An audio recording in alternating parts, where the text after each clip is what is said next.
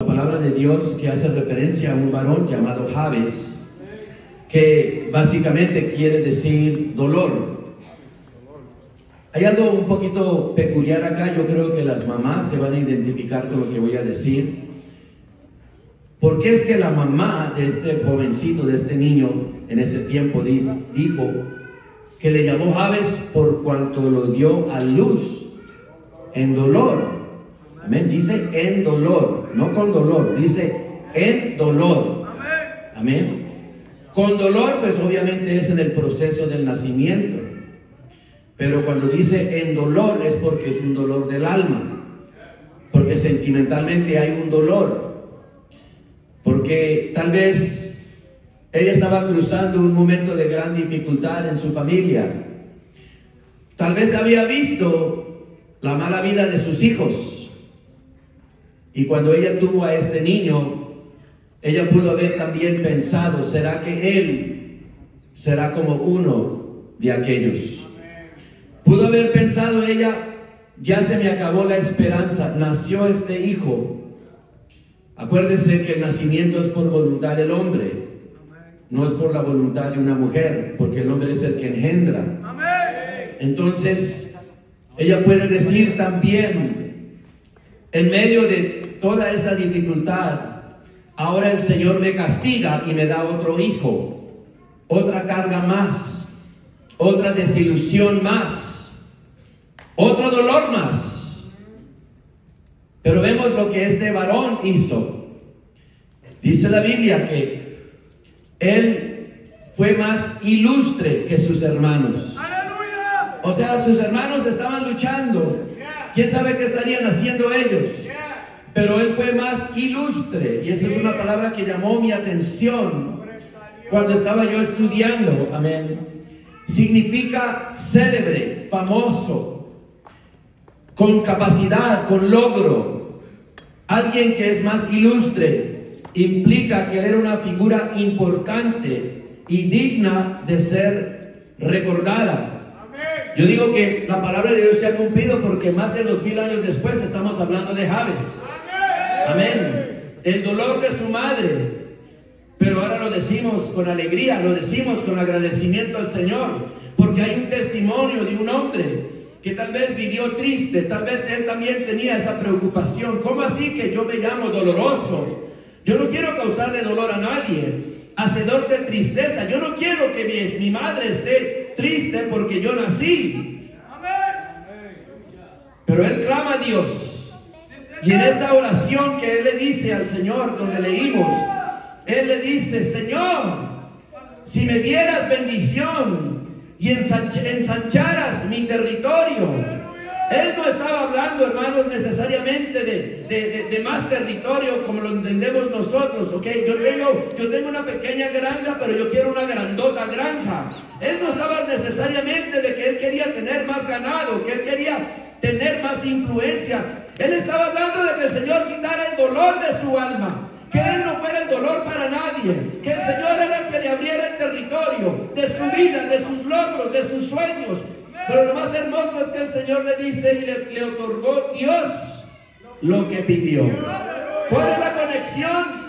Ilustre, oración y contestación. Gloria al Señor. Bendito sea el nombre de Jesús. Gloria al Señor Jesús. Así que, hermanos, significa que él era notable, famoso, digno de reconocimiento debido a su vida, su carácter, su testimonio que él dio en medio de sus hermanos.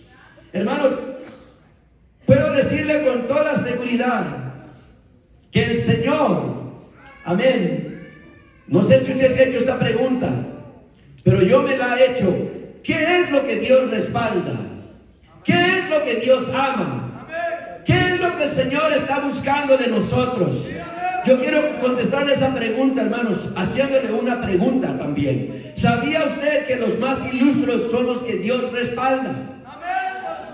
No dije los más inteligentes, no dije los más capaces, no dije las más hermosas, ni los más guapos, ni los que tienen más recursos.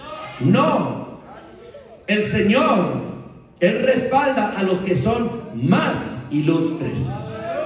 ¿Y sabe qué? Todo aquel que recibe a Cristo, que es bautizado en el nombre del Señor Jesús y recibe el bautismo del Espíritu Santo y es lavado con la sangre del Señor Jesucristo, no hay razón por la cual no puede ser ilustre, de un buen nombre. No hay razón por la que no podemos nosotros, hermanos, ser respaldados por el Señor Jesucristo. ¿Por qué, hermanos? ¿Por qué? Porque para ensanchar el territorio, nuestro territorio, Dios siempre, note que no voy a decir buscar, Él siempre tiene a alguien en cada familia a quien Él va a usar para llevar a cabo su plan. Bendito sea el Señor Jesús. O sea que no hay una familia que no haya alguien ilustre. Siempre Dios levanta a alguien ilustre en medio de cada familia. Gloria al Señor Jesús. Hermanos, el Señor levantó a mi padre siendo un hijo de 24 hijos.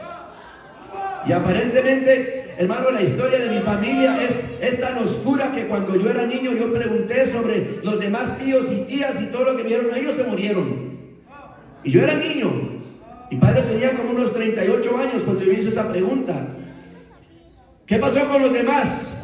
Y dijo, no, dejémoslo así, todos se murieron. Y solamente quedaron 7 para esa etapa.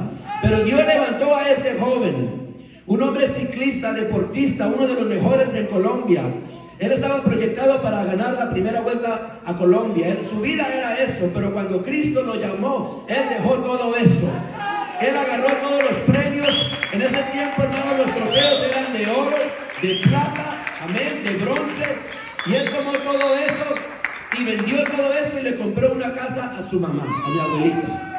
Y después de eso, cuando ya se aseguró de que su mami tuviera su casa, él salió al ministerio. Dios vendió al ministerio siendo un hombre soltero.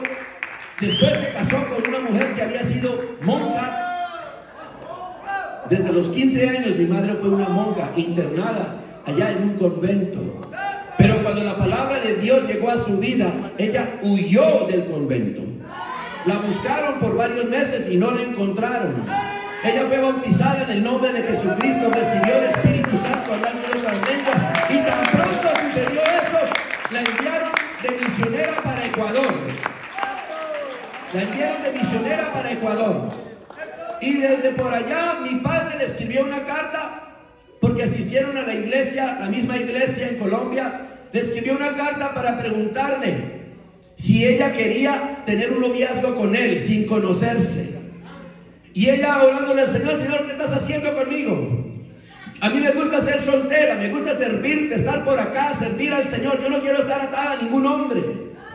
Pero orándole al Señor, le dijo, vamos a ver si esto es la voluntad de Dios. Y ella le escribió una carta a mi papá y él puso ahí en la dirección, puso al pastor que está en la iglesia central.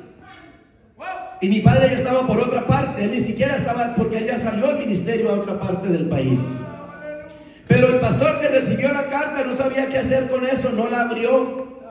Pero una persona por ahí dijo, yo ya sé de aquí que se está tratando con el hermano Evelio. Y fue y buscó a mi mamá y le dijo, aquí está una carta que le mandó el hermano Evelio, el pastor Evelio. Perdón.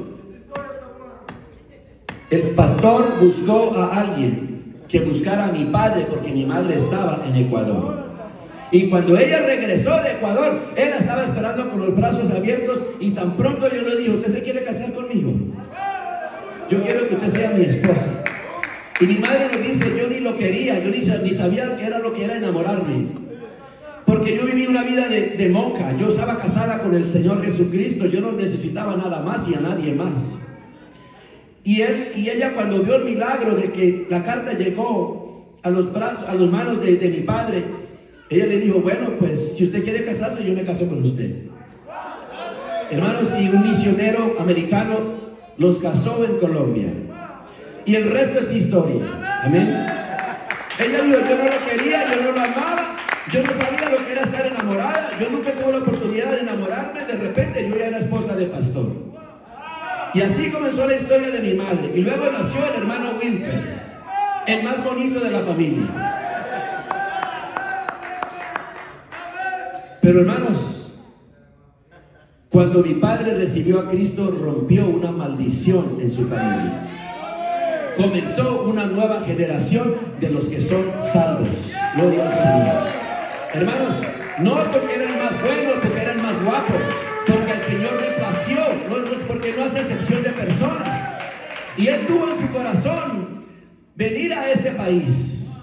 Él llegó acá en el 70 y algo, 73. Llegó a la ciudad de New York. Allá estuvo con la hermana Fermina. Ustedes la conocen. Él vivió con la hermana Fermina por varios años. Dios le dio la bendición de poder aplicar, y nosotros, hermanos, tuvimos la opción de escoger para emigrar para Inglaterra o para los Estados Unidos. Pero como él ya había llegado acá, él dijo: no, yo voy a formar mi hogar y mis hijos van a criarse aquí en los Estados Unidos. Y el Señor le otorgó todo eso que él deseó en su corazón. Y vinimos aquí en este país en el año 78. Vinimos en el año 78, él fundó una iglesia que ahora es de la UPC, allá en Corona, Queens, New York. Y después de eso él se lanzó para Miami. Y allá, hermanos, el Señor le concedió también fundar una iglesia para la gloria de Dios, que después le entregó al misionero que lo casó a él. Así es la historia. Y después de eso, hermanos, él se fue para la ciudad de Channelview por invitación de parte del pastor Hernán Silguero. Y hermanos, esa iglesia ya había sido establecida. Mi padre fue el segundo pastor de esa iglesia. Yo llegué a esa iglesia a los 13 años y nunca tenía yo en mi corazón seguir los pasos de mi padre en el ministerio. Yo andaba en mi bicicleta, hermanos. Yo estaba contento que a mí me llamaban el vago de la iglesia, porque andaba con mi chamarra negra de motociclista y andaba en bicicleta por todas partes, y a mí me encantaba que me dijeran: ahí va el vago de la iglesia. Pero eso es después que mi padre falleció. Cuando él falleció repentinamente, hermanos, se me acabó la esperanza, se acabó Dios, se acabó todo para mí. Yo tenía 14 años y medio. Yo ya no quería nada que ver con la iglesia, no quería nada que ver con el Señor. Mi futuro se había acabado. Mi corazón era triste. Yo duré 5 o 6 años triste. Me sentía humillado de parte de Dios, porque siendo mi padre un pastor, predicador del evangelio, siendo un hombre que Dios usó para establecer obras, siendo un hombre que Dios le dio cosecha en esa ciudad, y cuando llegamos estaba completamente destruida la iglesia espiritualmente, y en menos de un año Dios le dio una cosecha de 100 almas en esa congregación. El Espíritu Santo se manifestó en la iglesia en esos años. Y después de toda esa gloria, después de toda esa bendición, mi padre fallece y yo quedo huérfano de padre, siendo hijo de pastor. Y al poco tiempo, hermanos, tuvimos que entregar la casa pastoral y nos fuimos a vivir a un apartamento. Y para mí eso era humillante, eso era una vergüenza. No teníamos transporte. Mi madre no tenía profesión, una mujer madre de 5 hijos. Y yo puedo seguir contándole todas las historias tristes de mi vida, pero lo que yo quiero decirle, que en todo eso el Señor nunca se olvidó de mí. El Señor, hermano, me restauró. Dios proveyó ángeles en la iglesia, hombres que fueron mis hermanos mayores, que fueron mis tíos, que fueron mis padres espirituales. El pastor fue mi padre espiritual. También tuve madres espirituales y también tuve banqueros en la iglesia que me prestaban dinero. La última deuda la pagué hace 13 años cuando regresé a la iglesia en el ministerio. Un hermano le debía $20 y yo me fui de la iglesia, me fui para hacer otras cosas, viviendo en otras cosas, y yo me quedé con una deuda y a mí nunca se me olvidó. Y cuando yo veo al hermano digo: ay, le tengo que pagar. Y saqué $40. Le dije: yo le debo a usted un dinero. ¿Usted se acuerda cuánto le debo? Ni me acordaba que usted me debe. No, yo sé que yo le debo. Yo le debo $20 y con interés por 30 años, aquí le doy $40.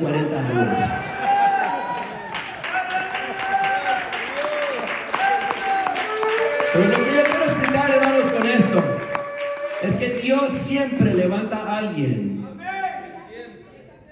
Cuando mi padre falleció, quiero hablarle a los jóvenes en este momento. Cuando mi padre falleció, mi moral se cayó y también mi vida espiritual.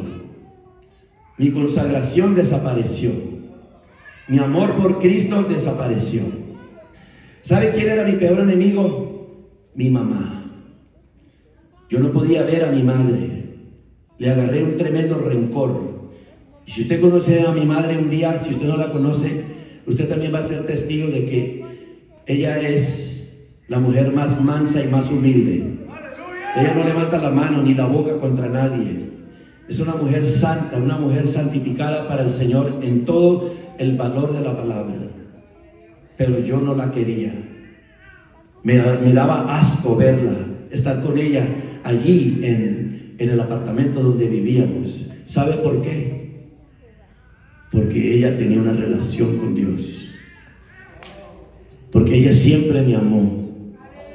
En mis lágrimas, a medianoche, ella iba allá. Yo estaba en mi sueño dormido, pero yo estaba llore y llore y llore. Y ella se quedaba conmigo esa noche. Yo ni siquiera me daba cuenta. Ella estaba a mi lado orando por su hijo, clamando al Señor por su hijo.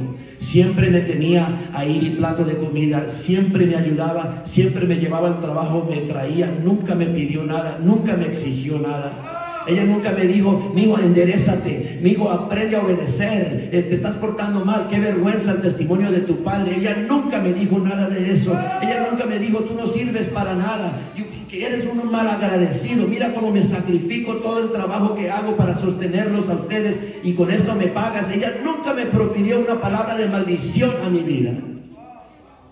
Y yo por eso también, porque yo quería que ella se pudiera pelear conmigo. Yo quería que también ella mostrara que ella también era débil. Yo también quería que ella como que se diera por vencida y como que me dijera, sí, es la verdad, no sirves para nada. Nunca.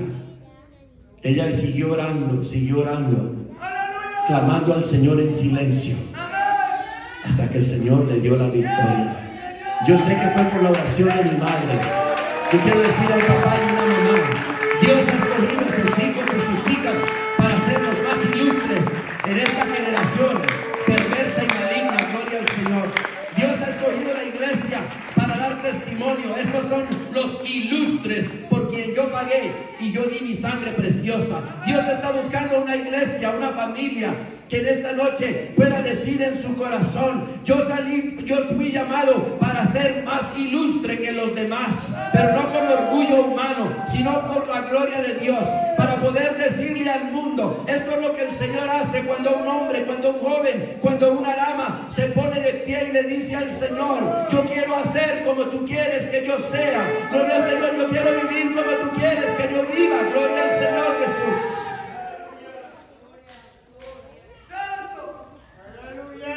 Dios siempre usa a alguien.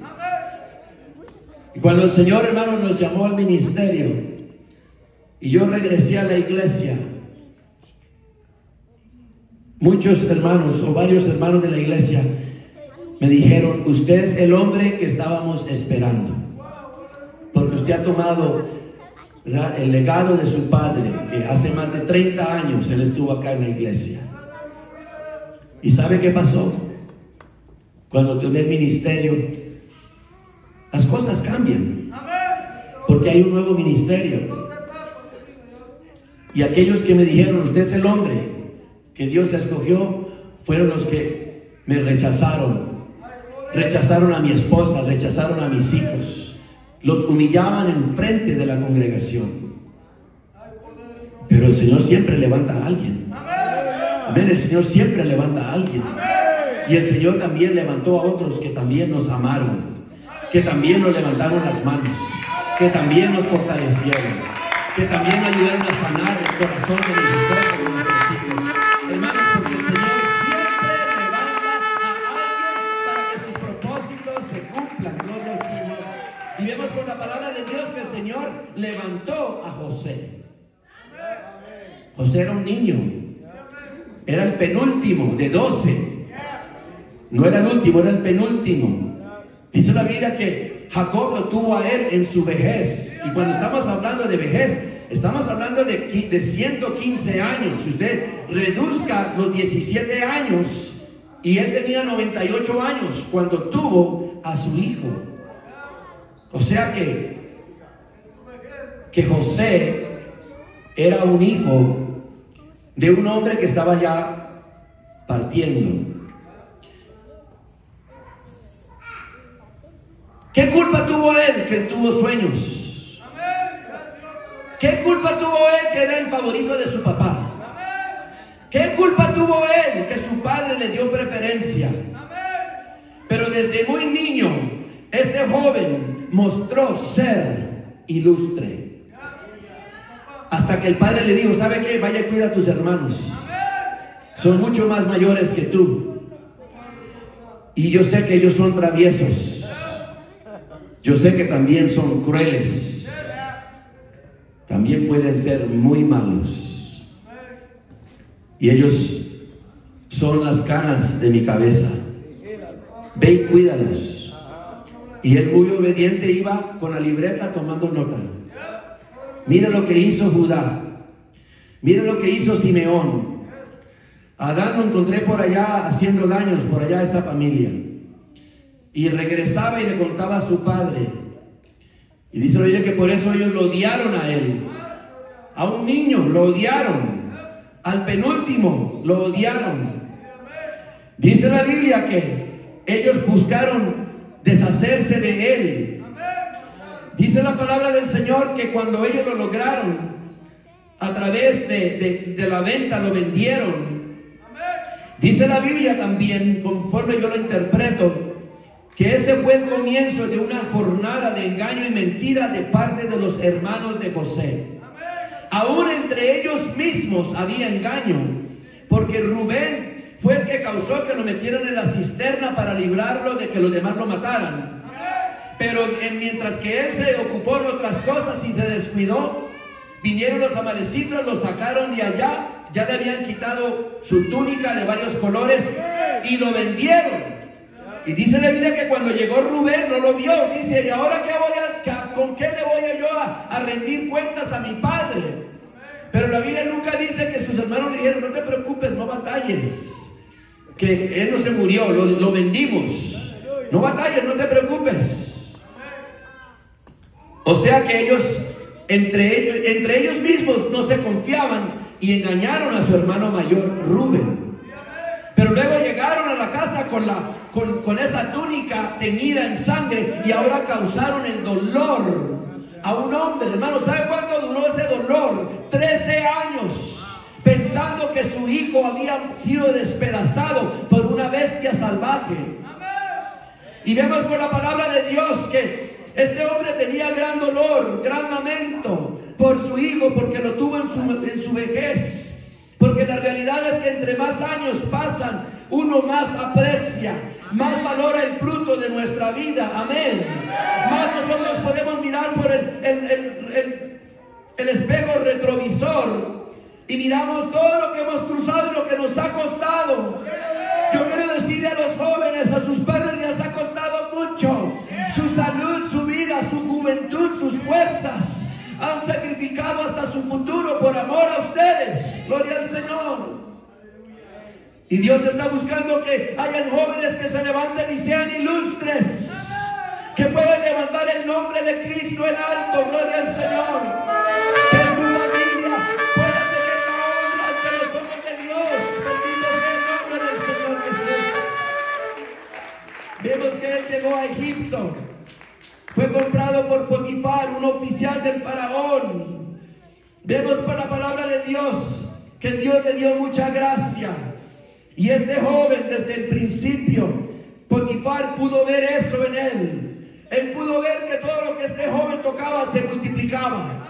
Él pudo ver que cualquier cosa, si estaba en el campo, allá el Señor lo prosperaba. Estaba en su casa, allá el Señor lo prosperaba. Pero el secreto está en lo que le sucedió a él cuando se acerca la mujer de Potifar y le dice a él: duerme conmigo. Lo deseó en su corazón. Él era un joven de 17 años cuando llegó allá a la tierra de Egipto. En la altura de su belleza, de su fuerza, siendo un hombre capataz, un hombre ahora responsable, un hombre que tenía autoridad, un hombre que tenía control, un hombre que podía manejar todas esas cosas. Y dice la palabra del Señor que él no quiso. Y digo a la mujer de su amo: he aquí que mi Señor no se preocupa conmigo de lo que hay en casa y ha puesto en mi mano todo lo que quiere. No hay otro mayor que yo en esta casa y ninguna cosa me ha reservado sino a ti, por cuanto tú eres su mujer. Y luego él pregunta, ¿cómo pues haría yo este mal, este grande mal? Y él nos dice, y pecaría contra mi patrón. Yo no le quiero quedar mal a mi patrón, mire todo el control que me ha dado. Él dice, y pecaría contra Dios. Hoy se tiene que levantar alguien y decir, ¿cómo yo he de pecar contra Dios? ¿Cómo yo he de desobedecer a Dios, deshonrar el nombre del Señor Jesucristo? Y usted puede decir, bueno, pues a él no le tocó mucho porque pues fue una vez que ella se le acercó. No, la Biblia dice, hablando ella a José, cada día. La Biblia no dice cuánto tiempo duró esta trama de ella para hacerlo caer a él. La Biblia no dice nada de eso, pero dice cada día. Y hermanos, siempre nosotros cada día tenemos que tomar una decisión si vamos a ser ilustres delante del Señor. Si verdaderamente nosotros estamos, hermanos, dispuestos a pagar el precio. Porque a José le costó su libertad. Imagínense doble problema. Primeramente era un esclavo, pero ahora va a ser un esclavo prisionero. Y uno puede decir, ¿dónde está Dios? ¿Dónde está su misericordia? No que el Señor es justo, no que el Señor mira mi aflicción, pero no, ¿qué sucede ahí? ¿Qué sucede? Que Él, dice la Biblia, que no la escuchó. Que haya un joven en esta noche que no escuche la voz del enemigo, que ya deje de escuchar la tentación, que ya deje de caer en la tentación, que ya decida en su corazón, yo voy a ser más ilustre. Yo voy a ser más ilustre, porque yo tengo a un Dios y el Señor lo está buscando de mí. Yo necesito el respaldo de Dios.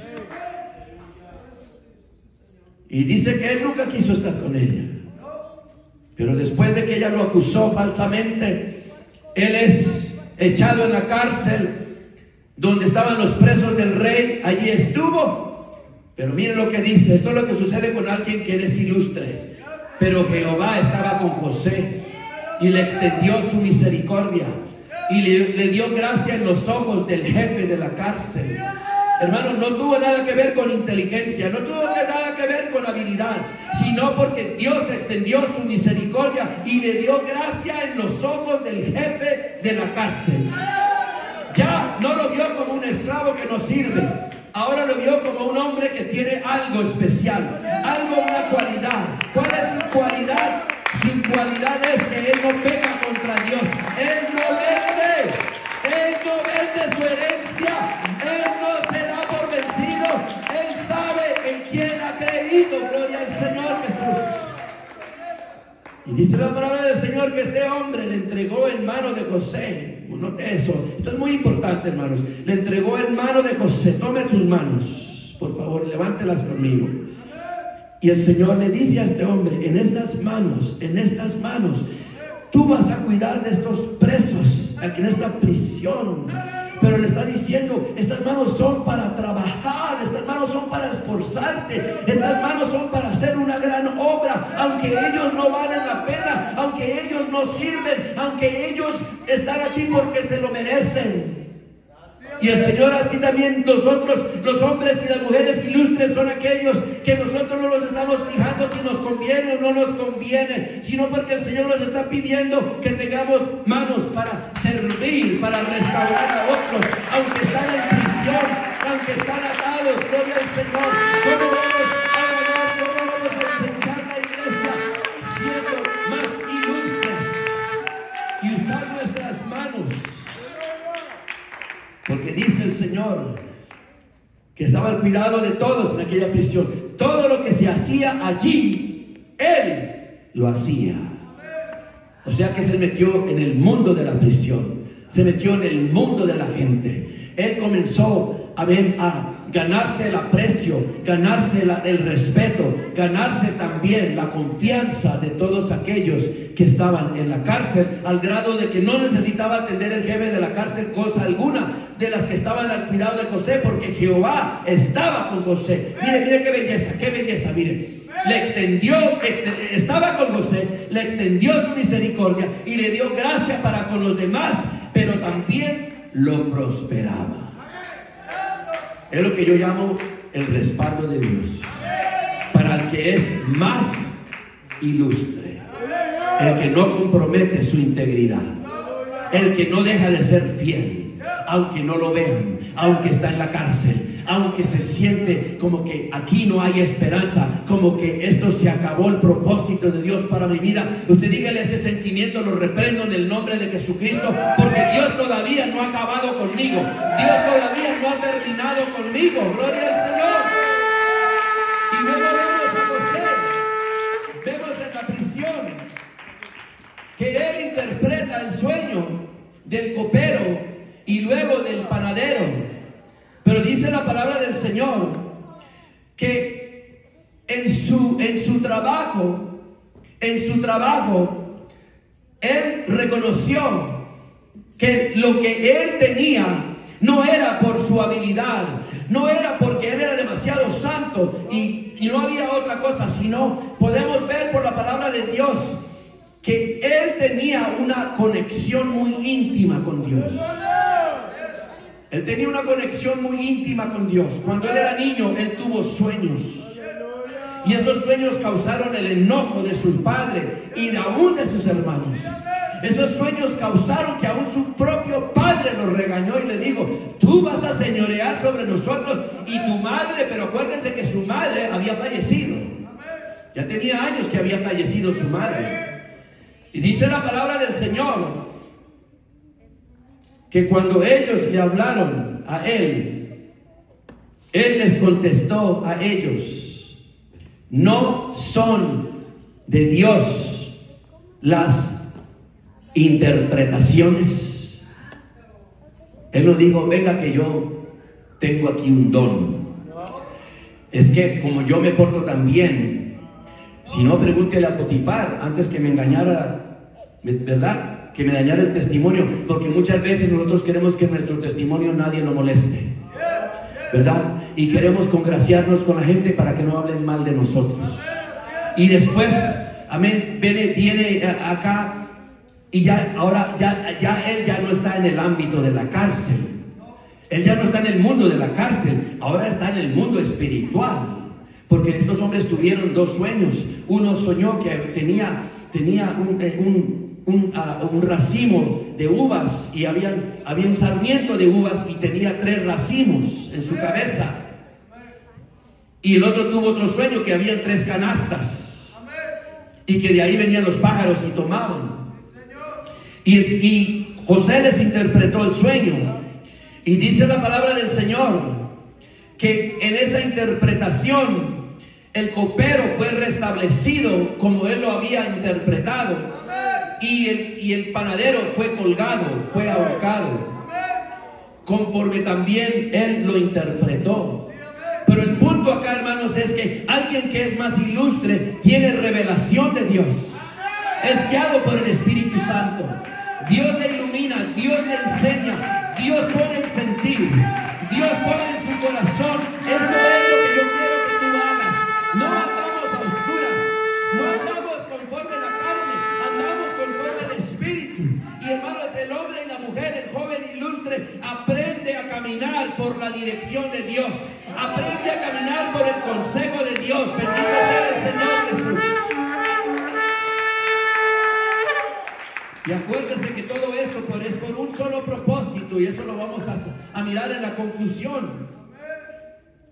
Y entonces, cuando ya llega el momento donde ahora Faraón, ahora el grande Faraón, el rey de Faraón, de Egipto, como dice la Biblia, su título era Faraón. Así como algún primer ministro, él era el Faraón de Egipto. Tiene 2 sueños. Y en esos 2 sueños, la Biblia, ustedes ya conocen la historia, las vacas gordas y las vacas flacas, que dice Faraón: nunca jamás he visto vacas tan feas. Y dice que se comieron las gordas y ya da cuenta como que no comieron nada. Y luego las 7 espigas, muy preciosas, grandotas, bien repletas de grano, y otras que estaban todas ralitas, todas flaquitas, todas feas, como que nunca les pusieron agua y el sol las hizo marchitar. Pero dice la Biblia que estas 7 agarraron y se comieron las 7 y no pasó nada con ellas tampoco. Y Dios le dio esa interpretación, pero alguien que es ilustre es alguien que va más allá. Y le dice a Faraón: 7 años son de abundancia y hay 7 años de escasez, de sequía, que esos años se olvidará la abundancia por lo horrible que serán esos años. El sueño fue 2 veces, esto viene pronto acá. Y él pudo haberse quedado quieto y decirle: ¿sabe qué? Es todo lo que yo tengo que decirle. Pero ¿qué le dice a él? Escoja un varón sabio, prudente,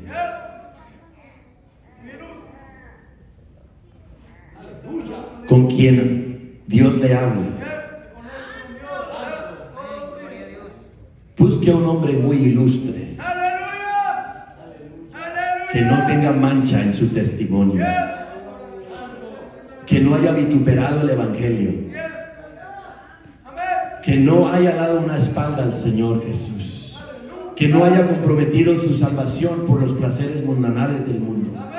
Búsquese un hombre que sabe discernir los tiempos y un hombre que está mirando es hacia el futuro, para que le vaya bien y pueda salvar a toda esta nación. ¿Y qué le dice Faraón?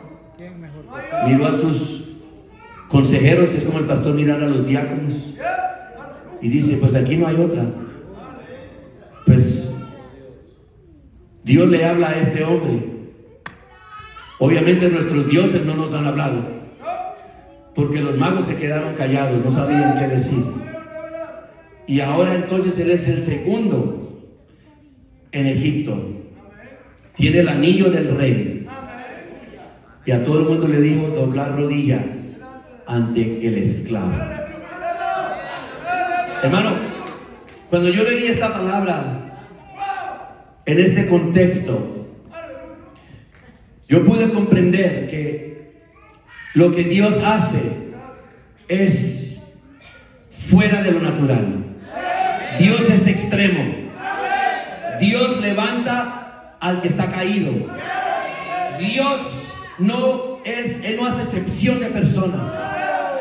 Y lo que el hombre ve para el Señor es como nada, porque lo que Dios ve, nadie puede detener lo que Él va a hacer. Y vemos en la vida de este hombre,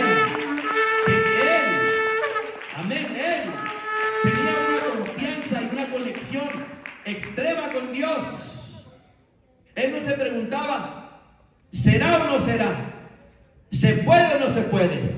¿Vale la pena o no? Sino que lo que él hizo es, él puso a Dios de frente en todo lo que enfrentó. Él decidió en su corazón: si el Señor todo este tiempo el Señor me había preparado para este momento, yo voy a hacer la voluntad de Dios. No está en mí, sino que Dios dará la respuesta propicia a Faraón con el Señor. La respuesta no era el sueño. La respuesta no era el sueño. La respuesta no era el sueño. No era la interpretación del sueño.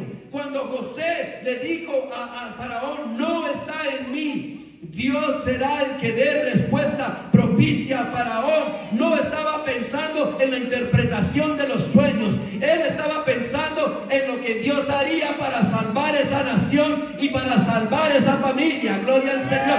El Señor no está muy interesado que tengamos más conocimiento. Él no está muy interesado que tengamos más conocimiento, porque hay muchas personas que conocen mucho y no hacen nada. Tienen mucha sabiduría de la palabra de Dios, pueden citar la Biblia, pueden hablar de tantas cosas, pero no hay fe en su alma, no hay una vida ilustre. Dicen que los cementerios es el lugar de las mayores riquezas e intelecto, de la mayor sabiduría que jamás haya existido, que no se usó. Y hay muchos vivos que viven como muertos, sin la revelación de Dios. Pero viene José, lo interpreta, Dios lo levanta, Y después que el Señor lo levanta, ahora es cuando Él recibe a sus hermanos. Porque allá en Canaán también había hambre. Y les faltó la comida para el ganado y para ellos. Los animales pueden comer paja, los hombres no pueden comer paja. Los hombres necesitan grano, la fibra y todo lo que da el grano. Y cuando Jacob vio toda esa situación, él decide, ¿sabe qué? Me di cuenta que en Egipto hay provisión. Es lo que un hombre ilustre y una mujer ilustre aprenden a hacer. ¿Sabe qué? A través de mí hay provisión para la salvación de los demás. A través de mi vida alguien será salvo. A través de mi vida mi familia será salva. A través de mi vida mis hijos tendrán lo que necesitan para poder ser ilustres también. Bendito sea el Señor. Hoy tiene que haber una mamá que decida en su corazón: mi hija me necesita como una mujer ilustre, para que ella pueda también tomar el testimonio y ver que verdaderamente Jehová es bueno y que el Señor no deja desamparado a todo aquel que decide caminar con Él y pagar el precio.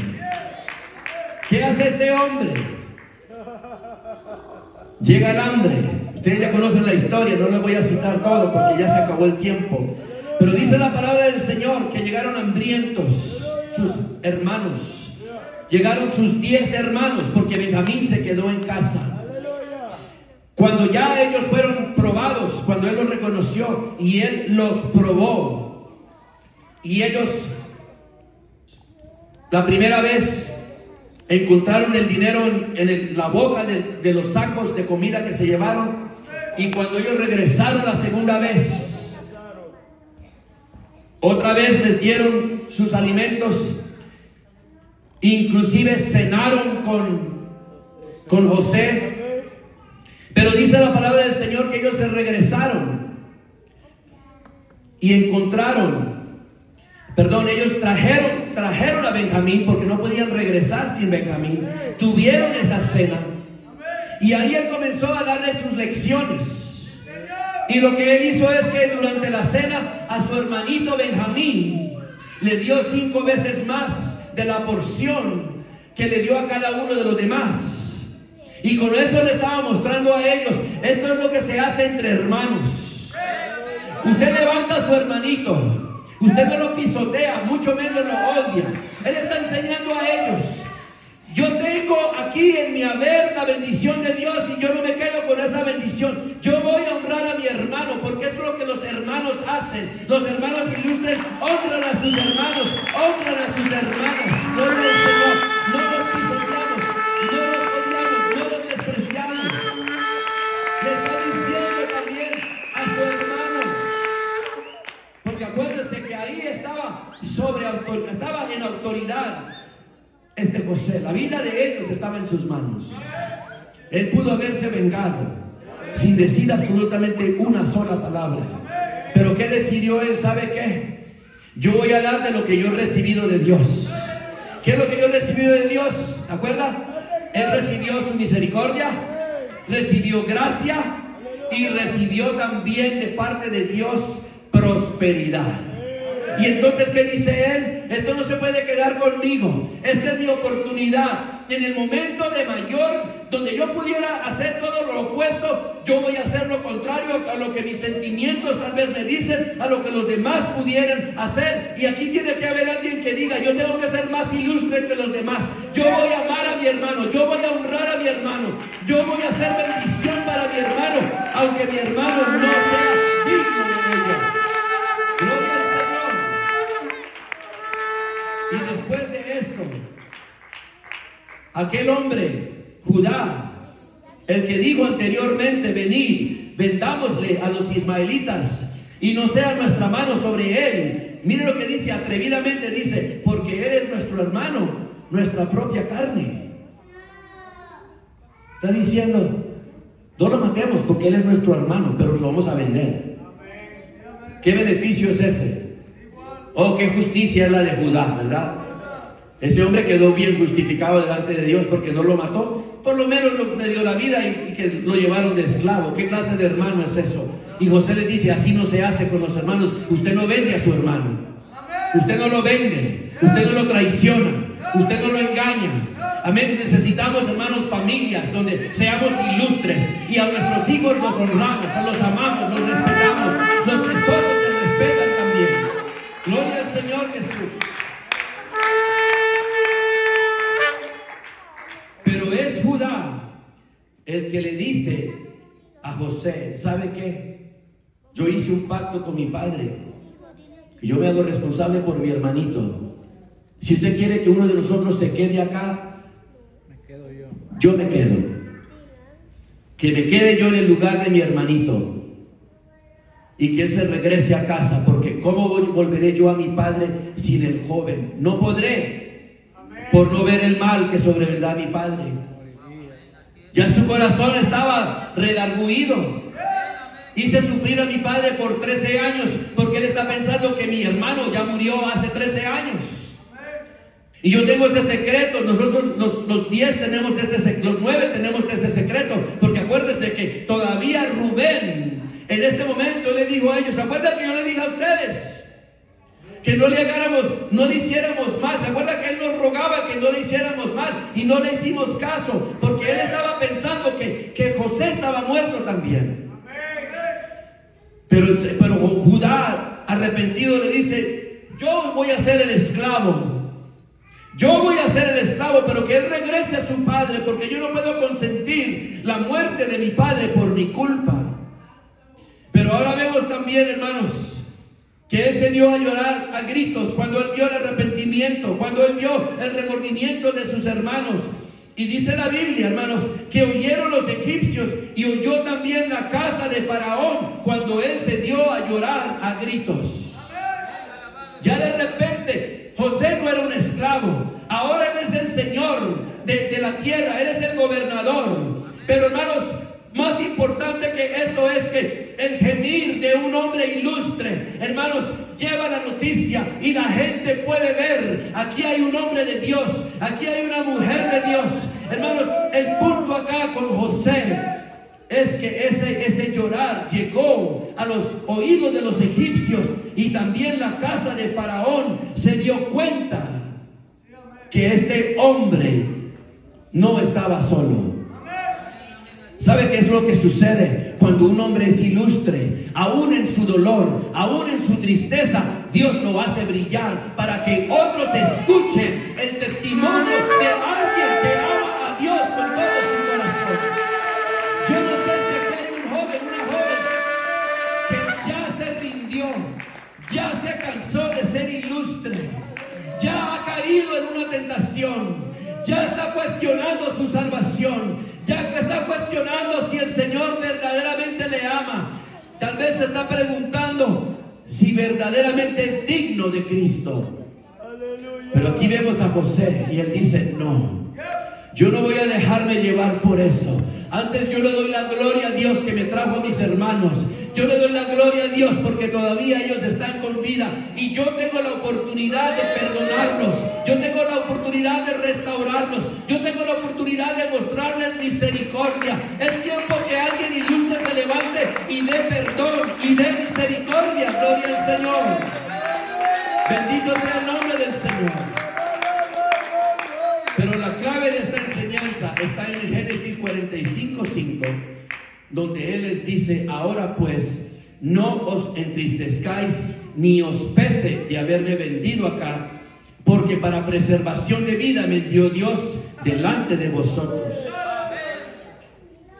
Y después que le habló acerca de los años de hambre que ya han cruzado, le dice, Dios me dio delante de vosotros. ¿Para qué? Para preservaros posteridad sobre la tierra y para daros vida por medio de gran liberación. Y como para quitarle toda la duda le dice, así pues no me enviasteis acá vosotros, sino Dios, que me ha puesto por padre de Faraón, por señor de su casa y por gobernador en toda la tierra de Egipto. ¿Qué está diciéndole a ellos? Todo lo que me ha sucedido no tiene nada que ver contigo. Ustedes no son la razón de mi sufrimiento. Ustedes no son la razón de por qué yo crucé lo que crucé. Todo estaba en el perfecto plan de Dios. Él desde niño me separó para esto. Él desde niño, el Señor me buscó. El Señor me dio esos sueños. Pero todo esto ha sido un proceso ¿de qué? De perfección. Dios me ha perfeccionado en todo este proceso. ¿Para qué? Para traer y preservar vida en medio de gran liberación, y también para que yo pueda, porque al final Él dice: Dios me ha puesto por Señor de todo Egipto. Dile a mi padre: ven a mí, no te detengas. Dios lo levantó para que no tan solo una nación, para que Él fuese librado de la esclavitud, pero para que Él pudiese ser el medio que Dios usó para preservar la generación de su familia. Yo quiero decirle, hermanos, nosotros muchas veces pasamos por alto, amén, el rol y la responsabilidad y el valor que Dios ha puesto en nuestras manos cuando somos padres de familia o cuando somos hijos en el hogar. Hermanos, hay muchas cosas que pueden a nosotros nos distraen, como que nuestra vista está en otras cosas. Pero yo quiero decirle algo, hermanos. Dios levanta a cualquiera que es ilustre, no importando si es inteligente, no importando si tiene letras o no, no importando de dónde viene. Lo que al Señor le importa es que alguien sea ilustre. La iglesia solamente puede ser ensanchada cuando la iglesia es ilustre. Esta iglesia va para adelante, pero Dios está buscando una iglesia que sea ilustre. Hombres y mujeres que se levanten y digan al Señor: yo voy a pagar el precio. Yo no voy a vender mi testimonio. Yo no voy a estar jugando con mi salvación. Yo no voy a despreciar el don de Dios en mi familia. Yo voy a ser ilustre. A mí no me interesa mi pasado, no me interesa de dónde vengo yo y por todo lo que yo he sufrido, pero el Señor desde allá me ha traído hasta acá, me trajo a esta nación. Aquí yo he tenido a mis hijos, pero no para regresar, no para ser un vituperio, sino a lo contrario, para preservación de vida. El Señor nos ha traído para acá. No es para tener tanta comodidad, sino para que podamos ser ilustres ante los ojos de Dios y el Señor pueda hacer maravillas, el Señor puede hacer cosas gloriosas en medio nuestro. Gloria al nombre del Señor Jesús. Dios está buscando un joven. Él está buscando a una joven que sea ilustre para ser digno de estar aquí detrás de esta batería.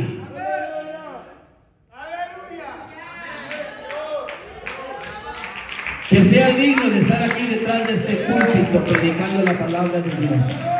Que sea digno de estar instruyendo a los niños en la escuela dominical. Que sea digno de abrir la puerta a los demás para recibirlos en amor, bajo el poder del Espíritu Santo. Que sea un ministro del altar para orar por las almas, donde habrá sanidades, donde habrá milagros, donde habrá liberación, donde habrá transformación, donde habrá salvación. Gloria al Señor Jesucristo.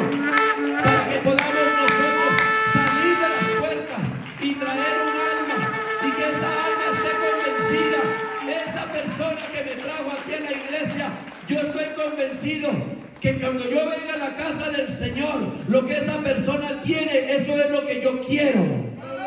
Y eso es, hermanos, solamente se logra cuando uno es ilustre delante del Señor Jesucristo. Vamos a ponernos de pies en esta preciosa noche. El apóstol Pablo, vamos a hacer algo, hermano.